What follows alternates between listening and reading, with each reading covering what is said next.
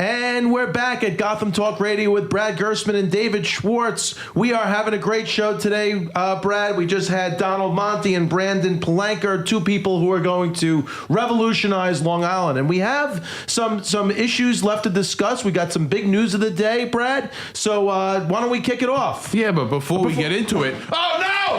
Oh, no! It's they doing it!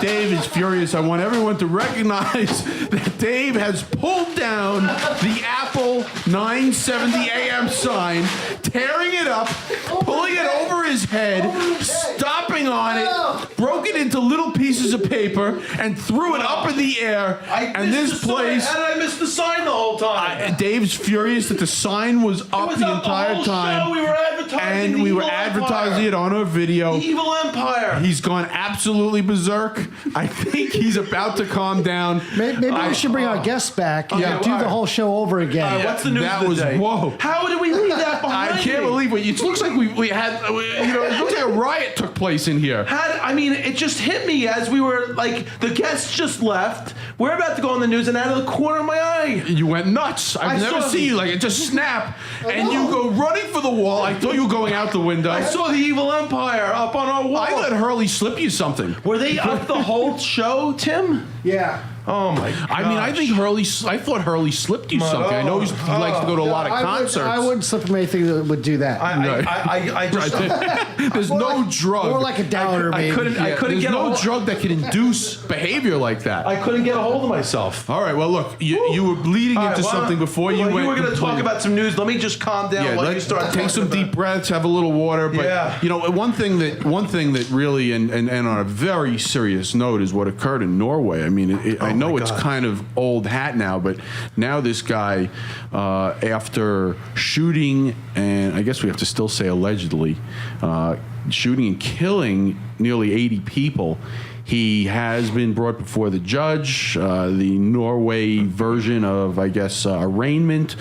And now we're going into the life of this individual. I know I'll butcher the name, but I couldn't care less about this individual, Anders Breivik. Okay, and it looked like a handsome fellow who just had incredibly wild political leanings. And this goes to show you, because he said he wanted to destroy all the Muslims, and he was very anti-Muslim. But then at the end of the day, these lunatics, these political lunatics. This is what everyone has to look out for. It's an extremes in everybody's religion, political ideology, that's the society. Everywhere. It doesn't matter. And it just goes to show you. I mean, and this guy, this guy goes out and he just decides he is going to dress up in a police uniform and shoot at kids and women and children, and it just, how awful. I can't even imagine the thought of what that was all about. What a nightmare, Brad. What a horror show. So this guy dressing up as a police officer, luring individuals into his firing range, and then just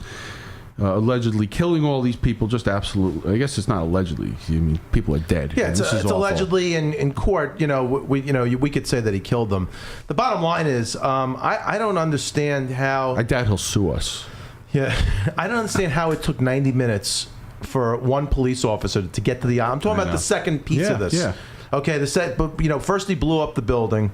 Yep. Then he shot randomly kids at a summer camp, which was on an island. I mean, the biggest nightmare known to man. But first of all, there's no protection on this summer camp. There's no gun, nobody with a gun at all. I mean, sometimes you need guns in life, and this is a perfect situation.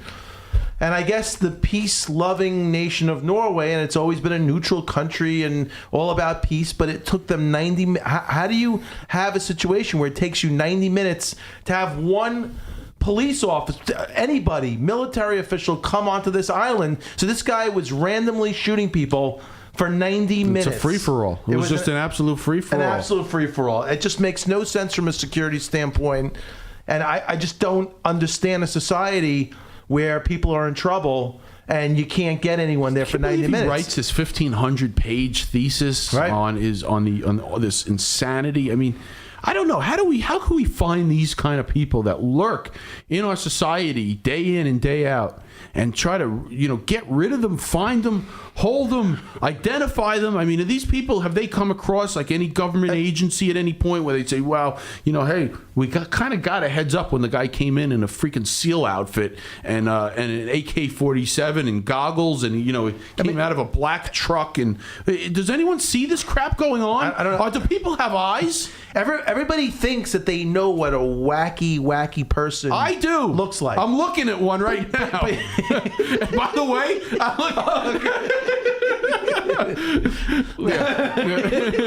But now you look so clean cut now. I know, Tim. it's hard to even say that anymore. Really You're is. so clean cut. He is. Remember when we first started I working liked with him grungy. He had the ponytail and he had You want me to everything go back going to on. No, not really. But you know what? For purposes of like this radio show, that was more fun. Yeah, you may have to put a wig because on. people or don't something. understand what I'm saying now. Yeah. Because everyone sees you and they say, Yeah. I don't get it. But when you had the ponytail and you didn't dress as neatly as you do now, and then you drove up in that car, which you still do have, it was. People said, Brad, I get what you're saying. But this guy, now people don't understand. This guy, this killer in Norway.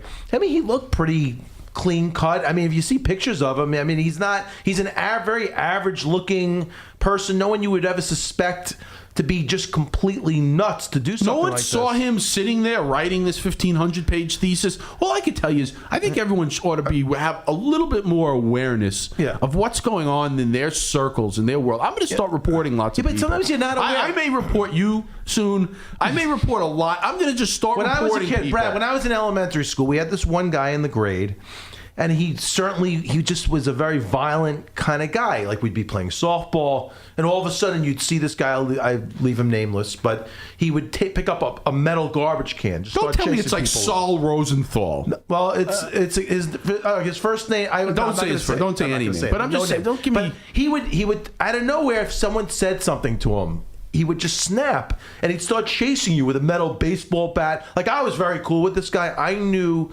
to always be very. But where is calm. he now? I don't know. As a kid, there's craziness that goes on. But where is he now? I don't know is he where okay? he is. I should look him up. I'm sure. Maybe I'll he- Facebook friend him. Yeah. I'm he was disturbed. But I was always you had an eye I out was for on this guy. guard. I was on guard. I watched him at all times. I never turned my back to him because if I turned my back, I could have a metal garbage can on my head. And I used to watch him. Undoubtedly, we would play softball, we'd play baseball. Something would tick him off. Something every single time. And he was a neighborhood guy, so it wasn't like, it was just a lot of neighborhood people playing football, whatever. Yeah. He would play. You couldn't really kick him out of the game, but I would watch him. And every game, somebody would say something, and all of a sudden, he'd start Like chasing. clockwork. And the guy had he would start chasing you with a garbage can or a baseball bat or something, and it was like clockwork. All right, but you know what? It kind of ruined the sport. But that's it. We got some lunatics. We're going to get off. I'm getting depressed even thinking about it. But the last thing, Dave, is is Beltran is not with the Mets anymore. Right, I heard about he's that. moved on. The Mets. I'm disappointed It's an in auction just the sale. whole thing going on. But you know what? Reyes Collins is next. deserves. Is Reyes next? Yeah, maybe Collins deserves a ton of credit to do it with a lot of no names and a lot of injuries and. What Tim? What are you showing us? 5 now? minutes. In 5 minutes. We have 5 minutes. I thought, no, we only First it had was like 37 5 seconds. No, we only had 5 minutes. The whole segment was going to be 5 minutes. Tim's got this way of timing I've never seen. 2 minutes. All right, it's 2 minutes. All right. All right. Look, we got about we another gotta go. minute. Yeah, I gotta so, go. Yeah, but you know what? The Mets. It's just disappointing as a Met fan. I was just having the conversation. You were here, Dave. As a Met fan, we used to hope that the Mets would go out and get the best player on the market, like the Yankees. We always want to be like the Never Yankees, happened.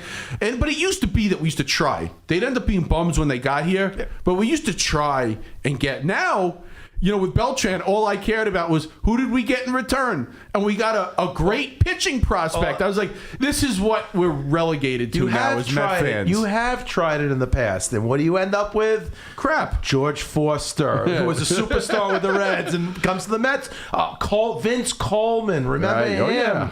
Carlos Baerga, do you remember him? Superstar. Who was the first baseman who's now the builder on Long Island a Oh lot? my gosh, like the big guy. Big from guy, from, yeah. From, I just saw him recently at a political oh my event. gosh, not Field. No, it's not. No, Oh, man. You know, and it was at the De Blasio They have had event. such duds. The Mets just bring in these great players. They pay a and fortune. They pay a fortune, and they turn out But to you be know such what? duds. At least we tried. At least the ownership tried. Ricky Henderson was awesome when it comes to the Mets, and he was beyond. Yeah. I think he was 65 years old at that my point. But gosh. anyway, Dave, why don't you All right, well, bring us home? this is Gotham Talk Radio, and we're very happy that we have such a great audience. We're GothamGR.com. That's our government relations and communications law firm? Our law firm is Gersman, Schwartz, and Wink. We've got the great Wayne Wink with us in our law firm, and we do a lot of great stuff: litigation, divorce, real estate. We do some criminal law, corporate transactions, and then we have our radio show at GothamTalkRadio.net. Our phone number is 516-880-8170 in the office. You could either ask for Katie or Catherine. Either one of them will help you when you call up. So we're signing off for this great show that we've had today of Gotham Talk Radio. We'll be back next week, and you may even be able to find us at another station at some point in the future. So goodbye, Apple. Hello, social media. Hello, New World. Goodbye, Old World. This is the 21st century, and that's what we're all about. Good night, everybody.